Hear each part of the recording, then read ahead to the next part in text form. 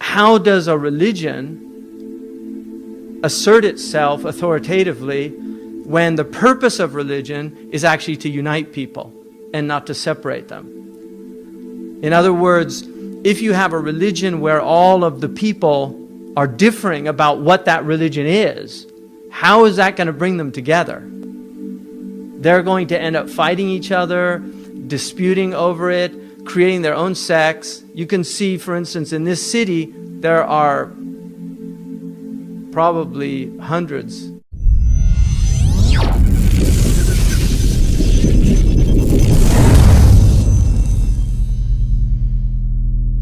وقالوا مهما تأتنا به من آية لتسحرنا بها فما نحن لك بمؤمنين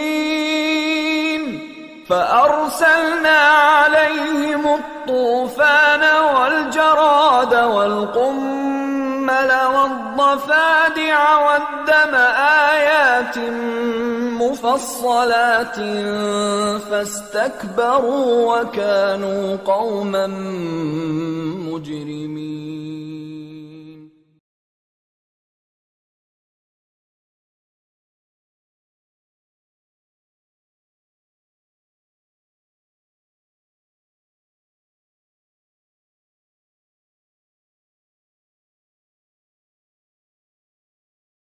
உலகமே போர் செய்திகளை சொல்லிக் கொண்டிருக்கும் இந்த நேரத்தில் இப்படியொரு காணொளி அவசியமா என்று பலர் கேட்பீர்கள். அவர்களுக்கான பதில் என்னவென்றால், இந்த போர் வேறொரு கட்டத்தை எட்டியுள்ளது. அதாவது ஆர்டிஃபிஷியல் இன்டெலிஜென்ஸ் என்று கூறலாம். இந்த போர் எதனை நோக்கி சென்று கொண்டிருக்கிறது என்று எங்களுக்கு தெளிவாக தெரிந்துவிட்டது. அதனால் போர் செய்திகளை போடும் முன் இந்த முக்கிய காணொளியை உங்களுக்கு தெரிவிக்க எண்ணுகிறோம். இலங்கை போல கூடிய சீக்கிரம் இன்டர்நெட் ஃபெசிலிட்டி எதுவுமே இல்லாத நிலைமை வரப்போகிறது. கூடிய சீக்கிரம் கரண்டே இல்லாமல் வரப்போகிறது. இப்ப இருந்து வாரத்துக்கு ஒரு நாள் செல்போன் ஆஃப் பண்ணிட்டு செல்போன் விரதம் இருந்து பயிற்சி செய்யுங்கள். வாரத்துக்கு ஒரு முறை சாப்பிடாமல் இருந்து பயிற்சி செய்யுங்கள். வாரத்துக்கு ஒரு முறை கரண்ட் எல்லாம் ஆஃப் பண்ணிட்டு வாழ்ந்து பயிற்சி செய்யுங்கள். இவ செஞ்சு பழகிட்டீங்கன்னா ஒரு நாள் இல்லாதப்போ ஜாலியாக இருக்கும். மின்சாரம் இருக்காது, போக்குவரத்து வசதி இருக்காது, மருத்துவமனை இருக்காது, சூப்பர் மார்க்கெட் இருக்காது, ரூபாய்க்கு மதிப்பு இருக்காது, வங்கி இருக்காது, மூலிகை மருத்துவம் மட்டுமே உங்களுக்கு கை கொடுக்கும். அரசாங்கம் இருக்காது, சட்ட ஒழுங்கு, பாதுகாப்பு எதுவும் இருக்காது. இவை அனைத்தையும் குளோபல் ரீசெட் என்று கூறுவார்கள். What we want to do in Davos this year in this respect is to push the reset button. Let me explain. The world is much too much still caught in a crisis management mode. And we forget that we should take now into our hands and we should look for solutions for the really fundamental issues. We should look at our future in a much more constructive, in a much more strategic way. And that's what Davos is about. It explains why the gas prices, the First Amendment rights, the January 6th people being set up by the FBI, all of this, Tucker, this is the most important book that I've written. This is the most important topic of my career, and I think this is the most important topic in the world today. The Great Reset is not a conspiracy theory. It is something that the Davos people have put together along with the World Economic Forum. Buyers at food processing plants across the U.S. have several people speculating online if something else is behind them. This tweet notes a, quote, odd coincidence that, quote, 18 U.S. food processing facilities burned down in the last 6 months. The question that we're looking at today, are people setting food processing plants on fire intentionally in order to create a food shortage? Let's verify. Our sources break down the number on what we learned from fire officials. 11 of the fires were either ruled accidental or no foul play was suspected. 6 others are still under investigation. முக்கிய அறிவிப்பு அப்படின்னு எனக்கு ஒரு message வந்திருக்குதுங்க. இந்த SMS உங்களுக்கும் வந்திருக்கும், இல்லை வரும்.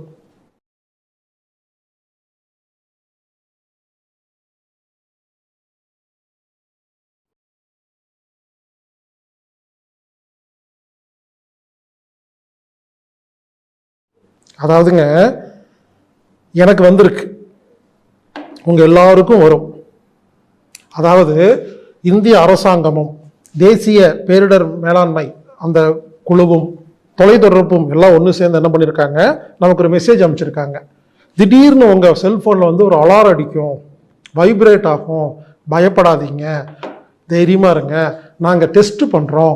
எதுக்கு டெஸ்ட் பண்ணுறோன்னா எமர்ஜென்சி நேரத்தில் உங்களுக்கு புரிய வைக்கிறதுக்காக டெஸ்ட் பண்ணுறோம் அப்படின்னு மெசேஜ் பண்ணியிருக்காங்க. இதோடைய உள் அர்த்தம் அடுத்து என்ன நடக்கும் அப்படிங்கிறத நம்ம கொஞ்சம் சிந்திப்போங்க. இன்னும் எமர்ஜென்சி எல்லாம் ஒன்றும் வரல, எல்லாம் நல்லா தான் இருக்கிறோம். ஏன் டெஸ்ட் பண்ணுறாங்க அப்படின்னா, ஒருவேளை 3ஆம் உலகப் போர் வருவதற்கு வாய்ப்பு இருக்கிறது, அது முதல்ல தெரிஞ்சனால டெஸ்ட் பண்ணலாம். இப்பொழுது நடந்து கொண்டிருக்கும் போர் சீனர்களுக்கு முன்பே தெரிந்திருந்ததால் கப்பல் படையை இந்திய பெருங்கடலுக்கு 2 மாதங்களுக்கு முன்பே கொண்டு வந்து விட்டார்கள் என்பதை இந்த ஆதாரம் மூலம் நீங்கள் தெரிந்து கொள்ளலாம். அதனால் இந்த போர் ஒரு நாடகமே. ஒருவேளை மீண்டும் மிகப்பெரிய பரவலான நோய்கள் வரலாம். குறிப்பா மார்பெர்க் அப்படிங்கிற ஒரு வைரஸ் வரக்கு வாய்ப்பு இருக்குதுங்க. இது எனது கருத்து.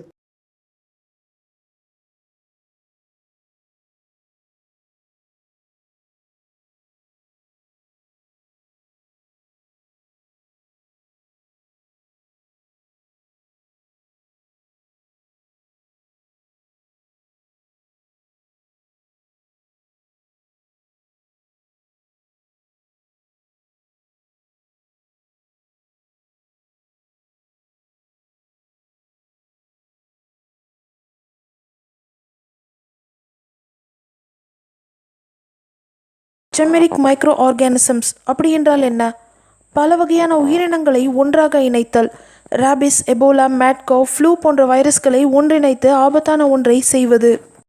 ஃபீமா என்கிற நிலுலகத்தின் இயக்கம் முதலில் ஜோம்பி தாக்குதல் செய்யும் பொழுது எவ்வாறு பாதுகாத்துக் கொள்வது என்று ஒத்திகை செய்தது. இப்பொழுது அவர்களே இந்த அலர்ட் மெசேஜ்களையும் அனுப்பியிருக்கிறார்கள். நமது ஒரு சப்ஸ்கிரைபர் துபாயில் எந்தெந்த பகுதியில் ஜாம்பி தாக்குதலிலிருந்து தப்பித்துக் கொள்ளலாம் என்ற செய்தி சமீபத்தில் இணையத்தில் பார்த்ததாக அனுப்பியிருந்தார். அது மட்டுமல்லாமல் ஜாம்பி தீம் பார்க் திறக்கப் போவதாகவும் குறிப்பிட்டிருந்தார். இது துபாயில் மட்டுமல்ல, உலகம் முழுவதும் பல இடங்களில் இப்பொழுது ஜாம்பி தீம் பார்க் அமைத்து கொண்டிருக்கிறார்கள். ஜாம்பி தீம் பார்க் போன்ற இடங்களில் ஜாம்பி தாக்குதல் நடந்தால் எவ்வாறு தப்பிப்பது, எவ்வாறு ஜாம்பிகளை கொல்வது போன்றவற்றை செய்து பழகிக்கொள்ள கற்றுத்தருகிறார்கள் என்றுதான் கூற வேண்டும். பல வகையான ஜாம்பி வேரியன்ட் வகைகளை அங்கே காண்பித்து விடுவார்கள். நீங்கள் திடீரென்று பார்த்து பயப்பட வேண்டாம், அங்கே பார்த்து பழகி கொள்ளலாம். பொதுமக்களுக்கு ஜாம்பி தாக்குதலை நார்மலைஸ் செய்து வருகிறார்கள், அதாவது சப்கான்ஷியஸ் மைண்ட் ப்ரோக்ராமிங் என கூறலாம். இந்த நியூமராலஜி மாந்திரீகமும் மற்றும் மாந்திரீக குறியீடுகளும் வைத்து இதன் பின்னால் இருப்பவர்கள் யார் மற்றும் அவர்களுடைய திட்டங்கள் என்ன என்று அனைவரும் சுலபமாக அறிந்து கொள்ளலாம். அதனால் எச்சரிக்கையாக இருங்கள். 6. Shit, 115, 113, 120. I don't know. It's moving that way. Everyone shout 11. numbers! 12! 6. 2 o'clock. 8. 6 o'clock. Shit. 1. Okay, I'll get 3. இது சிரிக்கக்கூடிய விஷயம் அல்ல, சிந்திக்கக்கூடிய விஷயம். காரணம், மக்களை தயார்படுத்தும் பொழுது காண்பிக்கும் எண்களையும் சிம்பாலிசங்களையும் நீங்கள் கவனியுங்கள். ஜகார்ட்டா என்ற ஒரு இடத்தில் ஜாம்பி ட்ரெயின் நிகழ்வை நடத்தியிருக்கிறார்கள். நன்கு கவனியுங்கள் அந்த எண்களை.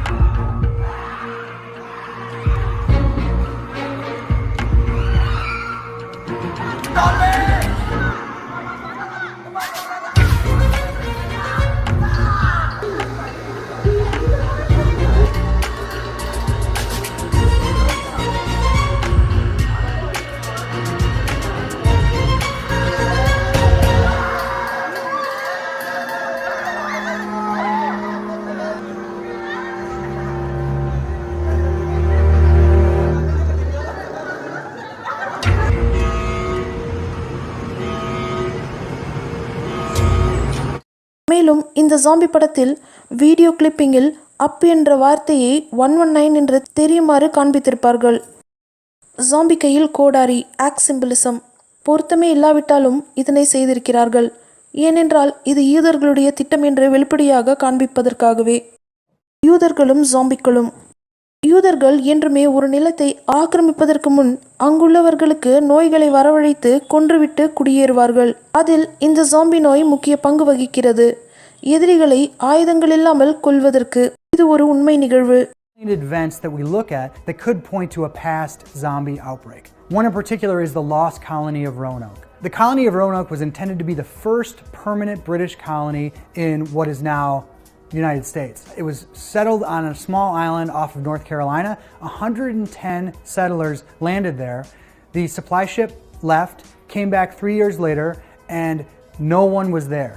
It remains the biggest mystery in early American history. There's no universally accepted explanation for why these 110 men, women, and children vanished into thin air. They didn't die of starvation. They weren't attacked by hostile Native Americans. Several years ago, an archaeologist from Harvard discovered evidence of mass cannibalism on Roanoke. So if these 110 settlers did not starve, were not attacked, were not forced to flee, what would cause them to become violent and eat one another on a mass scale? Sounds like zombies to me.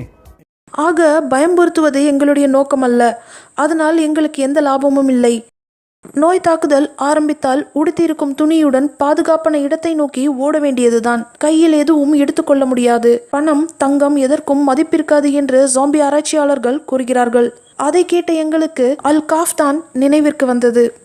Al cough என்றவுடன் மலையில் கிராமம் இருக்கிறதா, வசதிகள் இருக்கிறதா, மின் வசதி இல்லாத கிராமம் எங்கே இருக்கிறது என்று பலர் கேட்கிறார்கள். இது சோசியல் மீடியா. அனைத்து உண்மைகளையும் இதில் கூற முடியாது. அனைத்து நிழலுலக செய்திகளையும் இதில் விளக்கி பகிர முடியாது. இனி வரும் காலங்களில் எங்களுடன் ஒரு குழுவாக யார் இணைகிறார்களோ அவர்களுக்கு மட்டுமே பிரச்சனைகளை விளக்கி கூற முடியும். பிரச்சனையின் தீர்வுகளை நேரடியாக காண்பிக்க முடியும். பலவிதமான பிரச்சனைகளுக்கு பலவிதமான தீர்வுகள் இருக்கின்றன. வாய் வார்த்தையில் கூறுவதை விட செயலில் ஈடுபட்டால்தான் அதிலுள்ள சூட்சமங்கள், கஷ்டங்கள் தெரியும். அதனால் தீர்வை தேடுபவர்கள் எங்களுடன் எங்கள் பணியில் பங்கு பெறுங்கள். நீங்களும் எங்களுடன் இணைந்து ஒரு குழுவாக, ஒரு அமிஷ் கம்யூனிட்டியை போன்று, ஒரு மேவழி சாலையை போன்று உருவாக்கிட நீங்கள் ஜாதி, மதம் என்னும் வேற்றுமைகளை விட்டுவிட்டு ஒன்று சேர வேண்டும். பொறுமை உள்ளவர்கள் மட்டுமே நாங்கள் சேர்த்துக்கொள்வோம். பல சப்ஸ்கிரைபர்ஸ் எதிர்பார்க்கிறார்கள் ஒரே காணொளியில் பிரச்சனையையும் தீர்வையும் கூறி முடித்துவிட வேண்டும் என்று. அதற்கு வாய்ப்பில்லை. ஏனென்றால் ஒவ்வொரு பிரச்சனையும் அதற்கான தீர்வுகளும் வெவ்வேறு கோணத்திலிருந்து பார்க்க வேண்டியுள்ளது. அது மட்டுமில்லாமல் இன்னும் பலவிதமான நிழலுலகத்தின் திட்டங்களை நாம் பார்க்கவில்லை.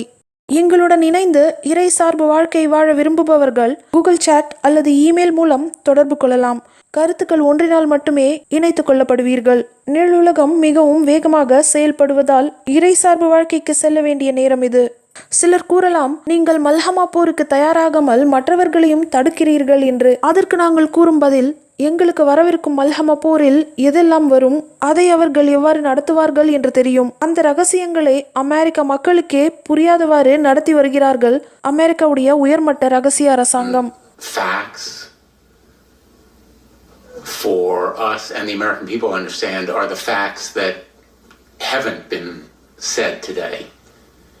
And the reason why they haven't been said is that they are largely classified. And the reason that's important is that the American people have no idea, really no idea, about the immensity of the threat. And I've made this comment in a classified setting, that I wish the American people could be present in this room, because our adversaries know what they are doing. We know what they are doing. They know we know what they are doing. But the American people have no idea. And so this discussion and debate will have very little interest in the American public. It's carried on in a level of, forgive me, bureaucratic language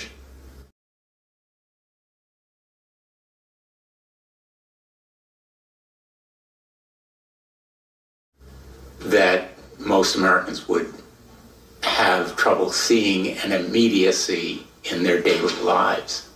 But if they were privy to what we hear, and you know it much better than we do because you live it, I think they'd be pretty alarmed. And this is not by way of criticism of you, because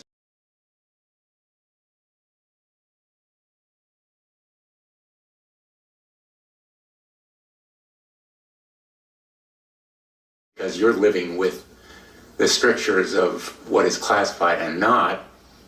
But I think we have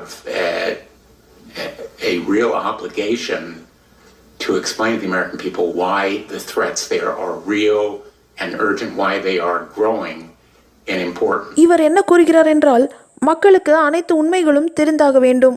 ஏனென்றால் அவர்கள்தான் அனைத்தையும் பார்க்க போகிறார்கள். அவர்களுக்கு தெரியாமல் நாம் பேசி எந்த ஒரு பிரயோஜனமும் இல்லை என்று. இறைவனின் அருளால் எங்களுக்கு பல தகவல்கள் கிடைத்தது. ஆனால் அதனை ஏற்றுக்கொள்ளும் மனப்பக்குவம் மக்களுக்கு இல்லை. சென்ற உலகப்போர் காணொலியில் ஒரு இராணுவ அதிகாரி பேசியதற்கு பலர் பயந்து விட்டார்கள். அதனை பற்றி புகைப்படம் கூட நாங்கள் காண்பிக்கவில்லை. அவ்வாறு இருக்க எங்களுடைய சேனல் சப்ஸ்கிரைபர்ஸ் பலர் குழந்தைகள் வைத்திருக்கும் தாய்மார்களும் கர்ப்பிணி பெண்களும் இருக்கிறார்கள். அதனால் அவர்களை நீங்கள் போருக்கு செல்லுங்கள் என்று சொல்லி ஊக்கப்படுத்த முடியாது. அடுத்த தலைமுறையை காப்பாற்ற எடுக்கும் முயற்சி இது. அப்படியென்றால் நீங்கள் உயிர் பயத்திற்காக எச்சரிக்கை செய்கிறீர்களா என்று சிலர் கேட்பார்கள். எதிரியின் படைபலத்தை தெரிந்து கொள்ளாமல் போருக்கு இறங்குவது என்பது தற்கொலைக்கு சமம். எதிரியின் பலம் என்ன என்பதை தெரிந்து கொள்வதுதான் போரின் முதல் தந்திரம். இதை அறிந்து கொள்ளாமல் பயம் காட்டுகிறார்கள், பூச்சாண்டி காட்டுகிறார்கள். 5G பயந்து கொள்ளுங்கள், யூதர்களை பார்த்து அவன் வைத்திருக்கும் டெக்னாலஜியை பார்த்து பயந்து கொள்ளுங்கள் என்று இங்கு நாங்கள் அறியாமையில் பிரச்சாரம் செய்யவில்லை. உங்களுக்கும் உங்களை சார்ந்தவர்களுக்கும் 24 மணி நேரமும் காபரா ஆகிறது என்றால் தயவு செய்து இது போன்ற காணொலிகளை பார்க்காதீர்கள். உங்களுக்கு வேண்டுமென்றால் 5G டவர் இருக்கும் இடத்திலேயே குடியிருங்கள். மைக்கை பிடித்து பேசிவிட்டு வீட்டுக்கு சென்று GMO உணவுகளையும் கார்ப்பரேட் பொருட்களையும் உண்டு மகிழுங்கள். பிறகு உடல் பிரச்சனைகள் வந்தால் இறைவன் சோதனை செய்கிறான் என்று சொல்லி இறைவன் மேல் பழியை போட்டுவிடுங்கள். ஒரு உம்மத்தை வழிநடத்தி செல்கிறவர்கள் மக்களை அடுத்த மேம்பட்ட நிலைக்கு கொண்டு செல்ல வேண்டும். அவ்வாறு கொண்டு செல்லாதவர்கள் இறைவனால் ரீப்ளேஸ் செய்யப்படுவார்கள்.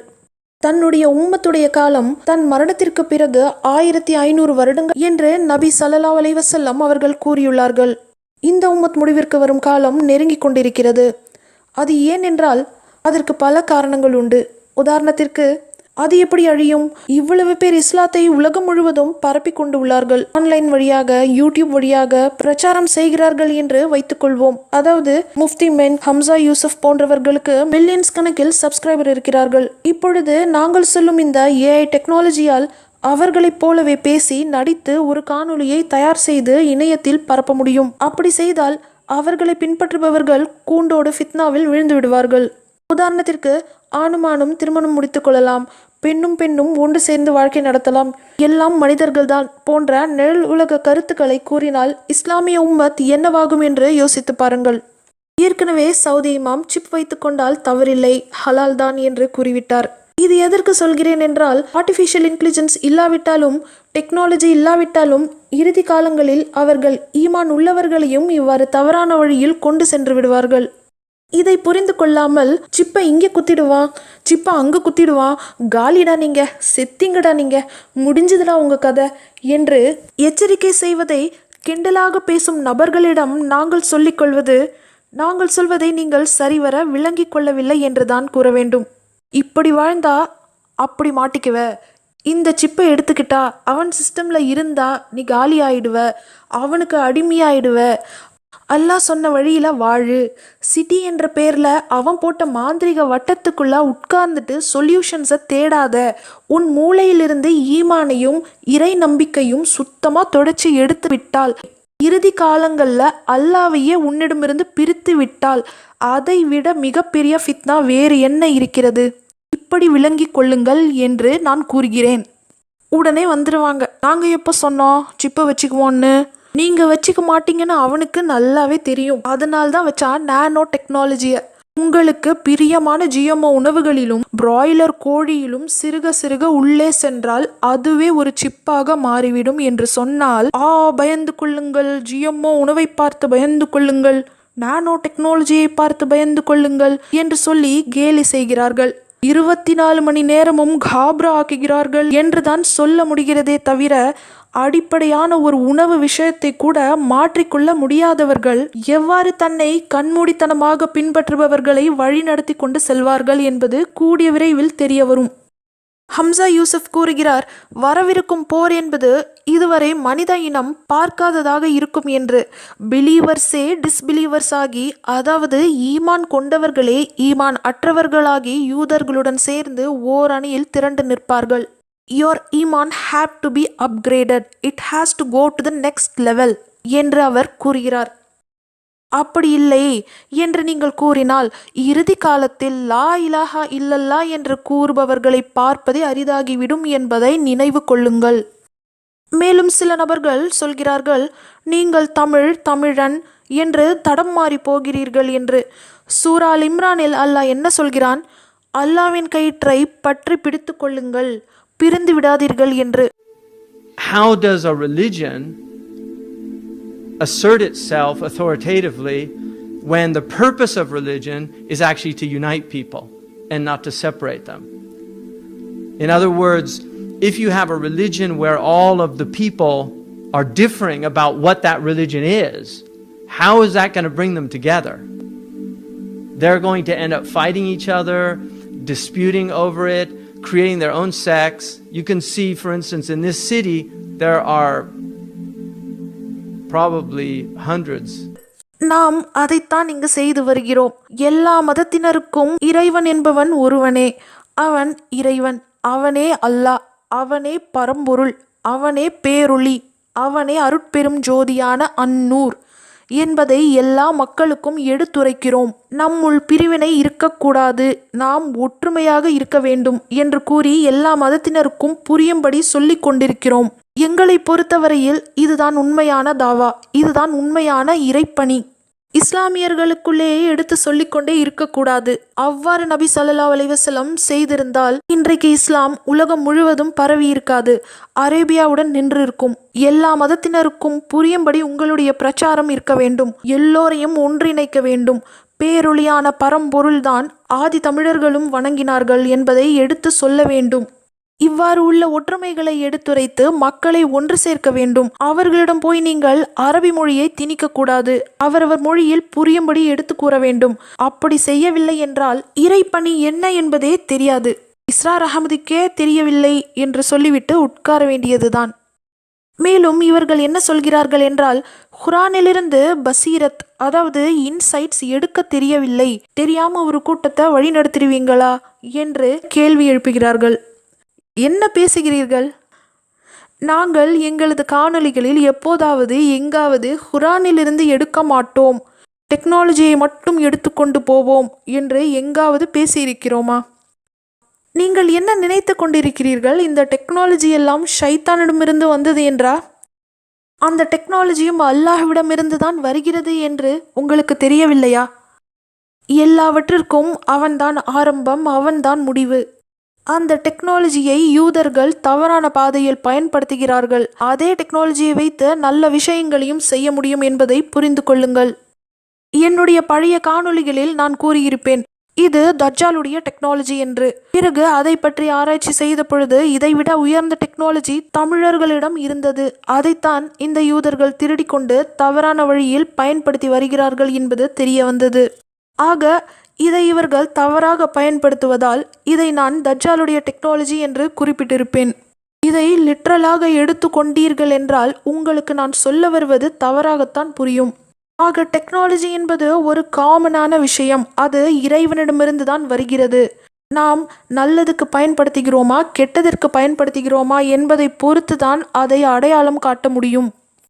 என்னதான் நாம் எடுத்து கிளிப்பிள்ளைக்கு சொல்வது போல் சொன்னாலும் சிலர் சில அடிப்படையான விஷயங்களே மாற்றிக்கொள்ளாமல் இருந்தால் உங்களுக்கு ஒன்றும் விளங்காது.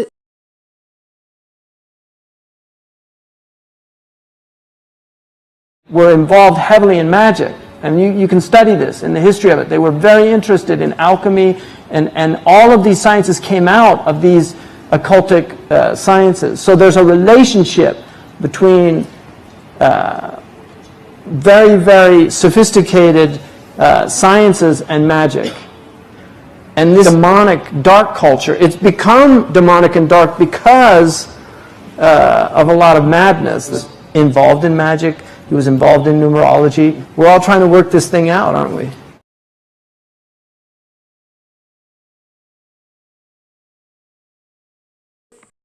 அல்லாஹ் கொடுக்கின்ற பசீரத்தை சரியாக எடுக்க வேண்டும். அதை விட்டுவிட்டு லிட்ரல் அண்டர்ஸ்டாண்டிங்கிலேயே இருந்தால், குரானை சர்ஃபேஸ் லேயரிலேயே புரிந்து வைத்திருந்தால், இந்த கூட்டத்துடனே சண்டை போட்டுக்கொண்டு நீ பெரியவனா நான் பெரியவனா, இந்த உலகத்துடைய இமாமத் உனக்கா இல்லை எனக்கா என்று சண்டை போட்டுக்கொண்டே காலத்தை கழித்து கொண்டிருக்க வேண்டியதுதான். அடுத்த லேயருக்கு ஏறி செல்லவே முடியாது. பிறகு எப்படி இறைவனை அடைவது? இறைவனை அடைவதுதான் நம் வாழ்க்கையின் நோக்கமே. இறைப்பணியே என்னவென்று தெரியவில்லை என்றால் இறைவனை அடையும் வழி எவ்வாறு கிடைக்கும்? இந்த இறைப்பணியை செய்ய விடாமல் தடுப்பதற்காகத்தான் இந்த நிழலுலகம், மாந்திரீகம், டெக்னாலஜி போன்ற விஷயங்களை பயன்படுத்தி வருகிறார்கள். அதனை புரிந்து கொண்டு மக்களுக்கு எடுத்து சொல்வதென்பது மிக கடினமான வேலை. What I'm trying to say is that there are a lot of what's happening today is in this realm. And it's very difficult for people to understand this, but when you study it, what you find is that the people that, a lot of the people involved in mass control are actually heavily involved in this science. And that's what you find out when you do the research.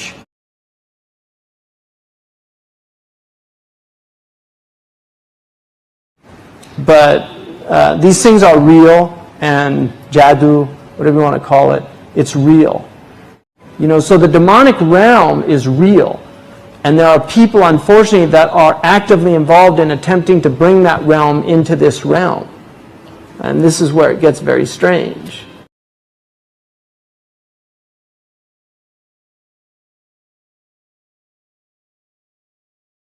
இவ்வாறான புது விஷயங்களை கூறும் பொழுது கண்டிப்பாக தெரியாதவர்கள் காபராதான் ஆவார்கள், அதாவது பயப்படுவார்கள். ஆக இவர்கள் உருவாக்கிய இந்த மாந்திரிகத்தால் வடிவமைக்கப்பட்ட சிட்டிக்குள்ளேயே உட்கார்ந்து கொண்டு சிட்டியில் இருப்பது ஹலால்தான் என்று சொல்வது நகைப்புக்குரியதாக இருக்கிறது. எதிரியின் படைபலத்தை தெரிந்து கொள்ளாமல் போருக்கு இறங்குவது தற்கொலைக்கு சமம் என்பதை நான் இங்கு மீண்டும் பதிவு செய்து கொள்கிறேன். உடனே அதெப்படி, எங்களுடன் அல்லாஹ் நிற்பான், நீங்கள் போய் எதிரி விரித்த வலையில் சிக்கிக்கொண்டு அதற்கு அல்லாஹ் மீது பழி போடுவது அபத்தமானது, எங்களுக்கு மலக்குகள் இறங்கி வரும் உதவி செய்ய என்று சொல்லி உஹுத் போரையும் பத்ர் போரையும் இதில் கொண்டு வந்து ஒப்பிடுவார்கள் சிலர். இதற்கு ஹம்சா யூசுப் சொல்லும் பதில், இவ்வாறான பழமைவாதிகளுக்கான எடுத்துக்காட்டுதான் இப்போது நடக்கும் இந்த பாலஸ்தீன இன அழிப்பு என்று. போருக்கும் இன அழிப்பிற்கும் வித்தியாசம் உண்டு. உதாரணத்திற்கு ரஷ்யாவிற்கும் உக்ரைனிற்கும் நடப்பது போர் என்று சொல்லலாம். ஆனால் இஸ்ரேலுக்கும் பாலஸ்தீனுக்கும் நடப்பது போர் அல்ல, அது ஒரு இன அழிப்பு. எதற்காக இஸ்லாமியர்கள் உலகம் முழுவதும் கொல்லப்படுகிறார்கள்? எதற்காக இவர்களுக்கு டிவைன் ஹெல்ப் கிடைப்பதில்லை? ஏனென்றால் இஸ்லாமியர்கள் இஸ்லாமியர்களாக வாழ்வதில்லை, வெறும் சடங்குகளை பின்பற்றும் பழமைவாதிகளாக வாழ்ந்து கொண்டிருக்கிறார்கள். ஏன் இந்தியாவில் குஜராத் கலவரம், மும்பை கலவரம், இதிலெல்லாம் மலக்குகள் இறங்கி வந்து உதவி செய்யவில்லை? ஏனென்றால் இது கலவரம், போர் அல்ல. எதிரிகள் தந்திரமாக விரித்த வலையில் அவர்களாகவே சிக்கிக் கொண்டார்கள். அதே போல்தான் உங்களுக்கும் இன்று நடந்து கொண்டிருக்கிறது. ஆனால் நீங்கள் எதையும் கண்டு கொள்வதில்லை. நடக்கும் ஒவ்வொரு விஷயத்தையும் கடந்து சென்று விடுகிறீர்கள். ஹம்சா யூசுப் கூறுகிறார், God is generous one. He is giving immense knowledge, but you have chosen not to take it. அதற்கு பதிலாக நீங்கள் வேறு பல விஷயங்களை எடுத்துக்கொள்கிறீர்கள். இதை எடுத்து சொல்வதை தான் நாங்கள் செய்து கொண்டிருக்கிறோம். ஆனால் அது புது விஷயமாக இருப்பதால் உங்களுக்கு அது பயத்தை கொடுக்கிறது. அதனால் நம்முடைய ஆக்சுவல் போர் மனிதர்களுடன் இல்லை என்பதை புரிந்து கொள்ளுங்கள். அதனால் மதம் என்ற ஒன்றிலிருந்து வெளியே வந்து மனிதர்களாக இந்த பிரச்சனைகளை பார்த்து தீர்வு காணுங்கள். முதல் ஸ்டெப் முதலில் எடுத்து வையுங்கள், மீதி இறைவன் உங்களுக்கு கற்றுக் கொடுப்பான்.